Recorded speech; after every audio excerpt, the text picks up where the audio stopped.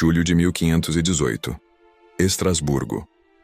O sol de verão castigava as ruas de paralelepípedos, mas o calor não era o problema.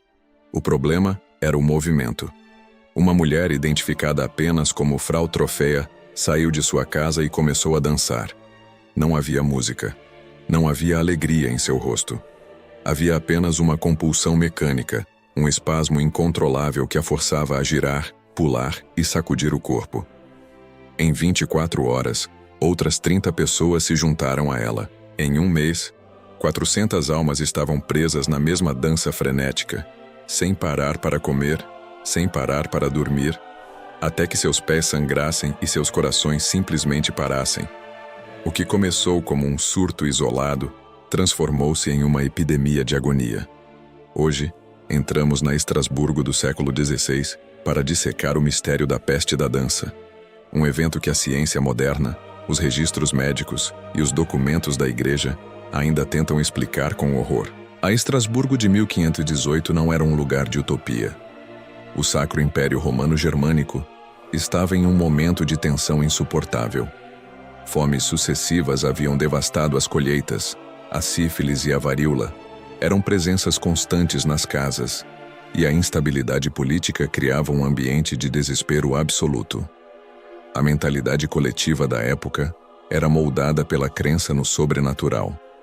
Se algo terrível acontecia, não era um problema biológico, era um castigo divino ou o trabalho do diabo. Quando Frau Trofea começou a dançar, o que parecia uma excentricidade rapidamente se tornou um pesadelo logístico. O som não era de música, era o som de solas de sapato batendo na pedra, respirações ofegantes e os gritos de quem tentava, desesperadamente, parar de se mover. A dança era implacável. Não era uma coreografia, era uma tortura orgânica. Os corpos, presos em um transe coletivo, moviam-se com uma energia que desafiava as leis da fisiologia humana. As autoridades da cidade, tomadas pelo pânico, buscaram conselhos médicos. A conclusão da época foi tão grotesca quanto o próprio evento. A dança é causada por sangue quente. A solução? Mais dança. O Conselho de Estrasburgo ordenou a construção de um palco. Contratou músicos e pagou dançarinos profissionais para manter os aflitos em movimento, acreditando que, se eles dançassem até a exaustão total, a febre sairia de seus sistemas. Foi um erro fatal. O som da música apenas estimulou o surto. Em vez de parar, as pessoas caíam mortas no palco, vítimas de ataques cardíacos, exaustão extrema e derrames cerebrais. A anatomia desse horror é o que nos fascina hoje. Como centenas de pessoas podem ser tomadas pela mesma compulsão? A psiquiatria moderna aponta para a histeria coletiva, ou transtorno de conversão. Em um cenário de fome extrema, miséria e medo do castigo divino, o cérebro humano pode, literalmente, quebrar. O corpo traduz o trauma psicológico incontrolável em sintomas físicos. Frau Trofea foi o ponto de ignição, e a miséria coletiva foi o combustível. O custo biológico foi altíssimo. Imagine as articulações sendo forçadas além do limite, as fraturas por estresse nos pés e pernas, a desidratação severa em um verão escaldante.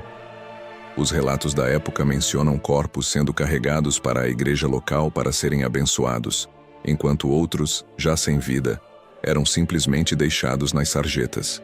O ar em Estrasburgo estava pesado com o cheiro de suor, de sangue e de morte. A cidade tornou-se um grande necrotério em movimento. A igreja, por sua vez, via a dança como a maldição de São Vito. Acreditava-se que o santo podia amaldiçoar os pecadores com uma dança incontrolável. As vítimas foram levadas a santuários, onde seus pés foram ungidos com óleo sagrado e onde foram forçadas a carregar cruzes pesadas em procissões. Nada disso interrompeu o fluxo de corpos que caíam. A morte não discriminava entre o piedoso e o pecador. Mas por que 1518? Por que Estrasburgo?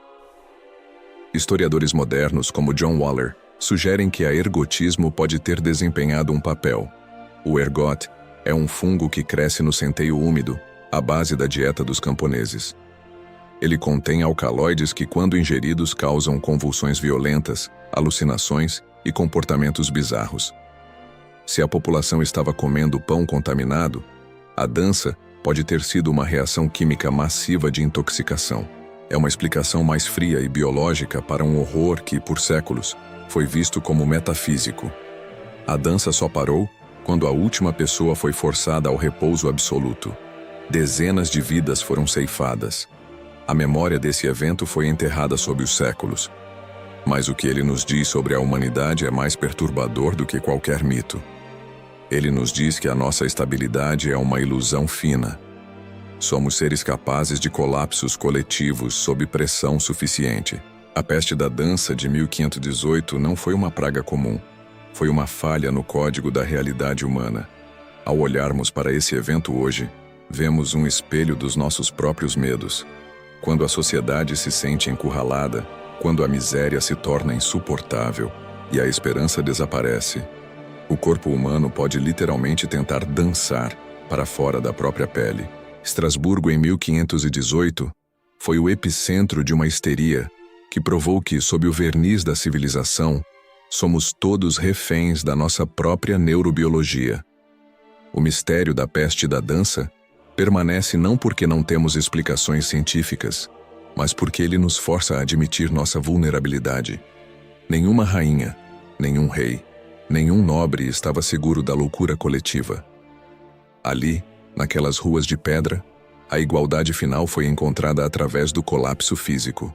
Aqueles que dançaram até a morte não eram apenas vítimas de uma doença.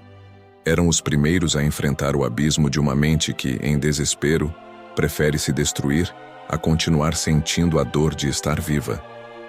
Se você quer desenterrar os crimes, os mistérios e a podridão da história que os livros escondem, inscreva-se no Medieval Decay.